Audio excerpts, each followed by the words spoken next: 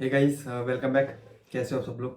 चलो, तो आज हम बात करेंगे, कंपनी को डिस्कस करते हैं। ठीक है, तो आपको समझना है कि हम कैसे कंपनी डिस्कवर करेंगे। ठीक है, सबसे पहले समझेंगे कंपनी करती क्या है। ठीक है, सबसे पहले उसका बिजनेस मॉडल समझेंगे, देन समझेंगे कंपनी की Q2 में सेल्स कितनी आई थी। ठीक है, Q2 को हम देखेंगे पिछले Q2 से, मतलब Y-on-Y लेवल बेसिस। ठीक है, तो Q2 में उसकी सेल्स कितनी आई है, एंड देन पहले कितनी परसेंटेज से बढ़ी है। ठीक है, देन दो चीज़ कवर हो जाती है यहाँ पे कि कंपनी की सेल्स बढ़ रही है, देन कंपनी का बिजनेस मॉडल, देन आगे का प्रोसेस रहता है कि आगे क्या करेगी कंपनी।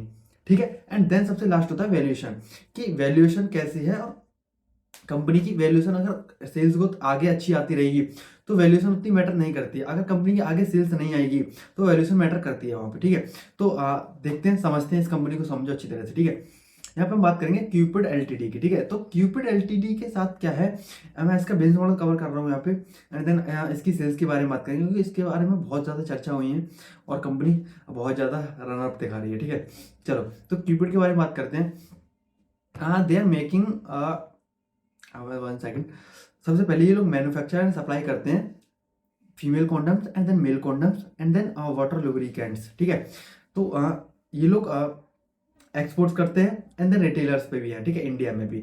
तो इन लोगों का क्या बेसिकली क्या काम है, male condoms and female condoms, and then I V D, I think ऐसा ही कुछ है, kit IVD kits.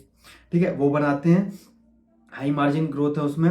And then B2C में रिटेल करते हैं, देन B2B करते हैं, एक्सपोर्ट्स करते हैं। ठीक है, FMGC में है, ब्रांड एक्सपेंशन कर रहे हैं। एंड देन आप इनको देखोगे तो बहुत तेजी से ग्रो कर रहे हैं अपने आप को। ठीक है, बहुत तेजी से अपने आप की अपनी सेल्स बढ़ा रहे हैं, क्योंकि अगर आप बात करते हैं, मैंने आपको बिजनेस मॉडल समझा दिया। They are making male condoms, then female condoms, then jelly lubricants, then water lubricants I think, and then IVD kits वगैरह। ठीक है, एंड देन अदर छोटे मोटे पार्ट्स हैं। तो B2C में ये लोग रिटेल्स सारी अपने प्रोडक्ट्स पहुंचाते हैं, B2B में एक्सपोर्ट्स करते हैं। ठीक है, तो बहुत ज़्यादा प्रेजेंस है इनका, बहुत अच्छा है। अगर Q2 की बात करेंगे तो इनकी Q2 में सेल्स आई है 90 करोड़। ठीक है, विच इज 90% से Y-on-Y लेवल इंक्रीज हुई है, मतलब कि 90% से इन्होंने अपनी Q2 में सेल्स इंक्रीज करी है। इतने कॉन्डम्स इन्होंने बेचे हैं, इतने प्रोडक्ट्स इन्होंने अपने बेचे हैं, जिससे इनकी 90 करोड़ की सेल्स हुई है। ठीक है, 90% से Y-on-Y लेवल इंक्रीज हुई है। अगर आप इसका ईबिटा देखोगे तो ईबिटा है इसका 28 crore, which is I think, wait for one second, EBITDA इनका ग्रो हुआ है 127% से Y-on-Y level, sorry sorry sorry, 176% से Y-on-Y लेवल। इनका ईबिटा ग्रो हुआ है 176% से Y-on-Y level, which is 28 crore. ठीक है, तो यहाँ पे 90% से इनकी सेल्स इंक्रीज हुई है, देन ईबिटा इंक्रीज हुआ है 176% से, मतलब कि प्रोडक्ट में मिक्स हो रहा है, वो अच्छी बात है, लेकिन प्राइसिंग में इनकी पकड़ आ रही है, मतलब मार्जिन अब इनके अच्छे हो रहे हैं। ठीक है, अंडरस्टैंड कर रहे हो। तो इनकी ऐसे सेल्स ग्रोथ हुई 90% से। अगर इनकी नेट प्रॉफिट की बात करें, नेट प्रॉफिट इनका 24 करोड़, विच इज 140% से Y-on-Y लेवल इंक्रीज हुआ है। अब 140% इनका प्रॉफिट भी इंक्रीज हुआ है। ठीक है, तो कंपनी में ऑपरेटिंग लेवरेज भी मिल रहा है अगर आप देखोगे तो फिर। ठीक है, बहुत अच्छी तरीके से, क्योंकि अगर 90% से सेल्स ग्रोथ हो रही है, देन 140% से पैट ग्रोथ हुआ है, तो बहुत अच्छी बात है, पकड़ बन रही है। और इनका प्रॉफिट मार्जिन जो है, नेट प्रॉफिट मार्जिन है 29%, which is also very good. ठीक है, तो कंपनी काम बढ़िया करती है, कंपनी का बिजनेस मॉडल अच्छा दिख रहा है मुझे। कंपनी अपनी ब्रांड को विजिबल बना रही है, अपनी ब्रांड पे पैसा खर्च कर रही है, एंड देन FMGC में है, एंड देन B2B प्लेयर में भी है। ठीक है, रिटेल में भी है एंड B2B में भी है, एंड देन यहाँ से आप देखोगे एक्सपोर्ट्स भी करती है कंपनी। तो कुल मिला के क्यूपिड अच्छी तरह से अपने प्रोडक्ट्स बना रही है, एक जगह B2B में दे रही है, एक जगह FMCG में दे रही है, अपनी ब्रांड बना के दे रही है क्यूपिड नाम से, एंड देन प्रोडक्ट्स में मिक्स कर रही है, किट्स बना रही है, लुब्रिकेंट बना रही है, एंड देन कॉन्डोम्स बना ही रही है। ठीक है, एंड देन आगे भी इन्होंने अपने मार्केट को पेनिट्रेशन करने के लिए, या फिर आप कह सकते हो FMGC को कैप्चर करने के लिए, जैसे ऑयल्स वगैरह, देन फ्रेगनेंस वगैरह, ये लोग भी लेके आ रहे हैं इन चीज़ों को। ठीक है, इंडिया में। तो ओवरऑल मैंने आपको समझा दिया, मेन पार्ट है इनका, जो कोर पार्ट है वो कॉन्डम्स एंड देन एक्सपोर्ट्स। ठीक है, ओके, तो ये हो गई अब तक की बात, क्योंकि इनकी Q1 में सेल्स की थी इन्होंने 64 करोड़, अभी इन्होंने सेल्स करी है 90 करोड़। अब बात ये आती है सारी कि कंपनी आगे क्या करेगी, कंपनी आगे की गाइडेंस क्या दे रही है। सबसे ज़्यादा काम इसी पे चलता है। अगर आप कई कंपनी को देखोगे, इन्होंने अभी 90% से अपनी सेल्स ग्रोथ करी, अगर आगे जाके इन्होंने अपनी सेल्स ग्रोथ की गाइडेंस ही घटा दी कि आगे जाके हम अपनी सेल्स ग्रोथ इतनी नहीं कर पाएंगे, तो कंपनी में कोई फायदा नहीं है आपको इन्वेस्ट करने का, क्योंकि आप आगे के लिए इन्वेस्ट कर रहे हो। अंडरस्टैंड। तो यहाँ पे इन्होंने आगे की गाइडेंस दी है कि 335 करोड़ की सेल्स करेंगे बाई FY26 तक। मतलब कि इन्होंने अभी शायद 150-55 करोड़ के हिसाब से सेल्स ग्रोथ करी है Q1 Q2 मतलब H1 में। अब H2 में भी इनकी 150-180 करोड़ सेल्स होनी चाहिए, तब इनकी गाइडेंस पूरी होगी 335 करोड़ की। तो बहुत अच्छी गाइडेंस दी है, मतलब कि 100% से अपनी सेल्स ग्रोथ करते रहेंगे ये लोग इन 2 क्वार्टर्स में भी। देन अगर आप नेट प्रॉफिट की गाइडेंस देखोगे तो वो 100 करोड़ की, मतलब कि 100 करोड़ का पैट होएगा इनके पास, नेट प्रॉफिट। ठीक है, अगर नेट प्रॉफिट इनका 100 करोड़ का होएगा तो विच इज़ वेरी गुड। ठीक है, क्योंकि अगर इनका Q1 में देखोगे आप नेट प्रॉफिट, तो Q1 में इनका नेट प्रॉफिट था 15 करोड़ एंड Q2 में 24 करोड़। तो यहाँ से ये लोग 100 करोड़ की बात कर रहे हैं, मतलब कि ये लोग ये भी बोल रहे हैं कि H1 से इनका H2 बहुत अच्छा होता है। तो अच्छी बात है, H2 अच्छा होता है, तो हमको यही देखना है, क्योंकि इसकी वैल्यूएशन देखोगे तो बहुत हाई पहुंच चुकी है। तो यहाँ पे यही देखना है हमें कि ये लोग अपनी 100% से अपनी सेल्स ग्रोथ कर पाते हैं नहीं कर पाते हैं, क्योंकि ये लोग गाइडेंस उस हिसाब से दे रहे हैं।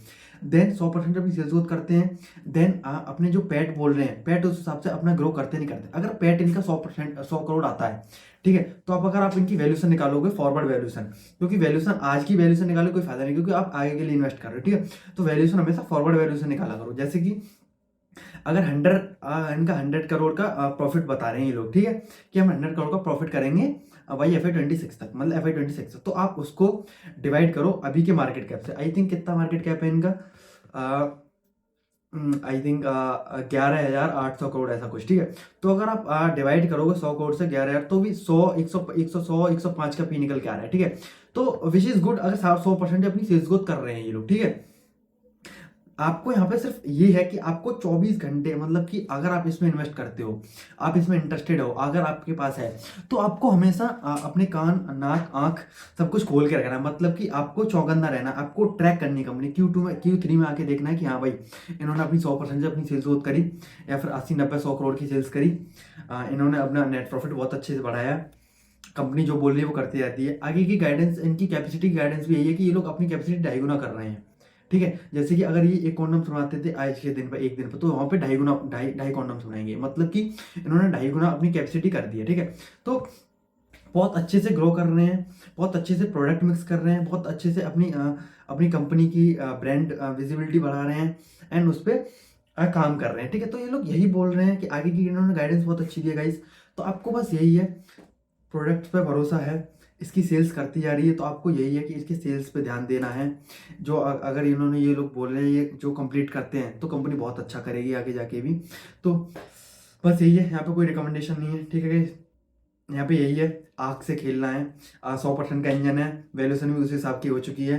तो यही है, यहाँ पे अगर आपने हाथ लगाया तो आपको हमेशा देखना है, Q3 में ट्रैक करना है, Q4 में ट्रैक करना है। अगर कहाँ इसकी सेल्स ग्रोथ गायब हुई गाइस, Q3 या Q4 में भाई, अगर इनकी सेल्स ग्रोथ गायब हुई तो कंपनी में दिक्कत आ सकती है। ठीक है, वैसे होएगी नहीं, जिस हिसाब से ये लोग बोल रहे हैं कि H1 से H2 क्लियर होता है, और 90 करोड़ की सेल्स इन्होंने अभी करी है। ठीक है, तो आई थिंक मैंने सब कुछ कवर कर दिया है ओवरऑल। ये लोग ये भी बोल रहे हैं कि ई कॉमर्स में भी सेल्स कर रहे हैं ये लोग, ध्यान दे रहे हैं ई कॉमर्स भी, एंड देन B2B एक्सपोर्ट्स तो कर ही रहे हैं। एक्सपोर्ट्स में इनका बहुत अच्छे से ध्यान आ रहा है। ये लोग यही बोल रहे हैं कि एक्सपोर्ट में बहुत अच्छे से प्रेजेंस है हमारा, एंड देन बहुत अच्छी डिमांड आ रही है। ठीक है, देन 2.5 गुना अपनी कैपेसिटी कर रहे हैं ये लोग। आई थिंक मैंने सब कुछ कवर कर दिया है।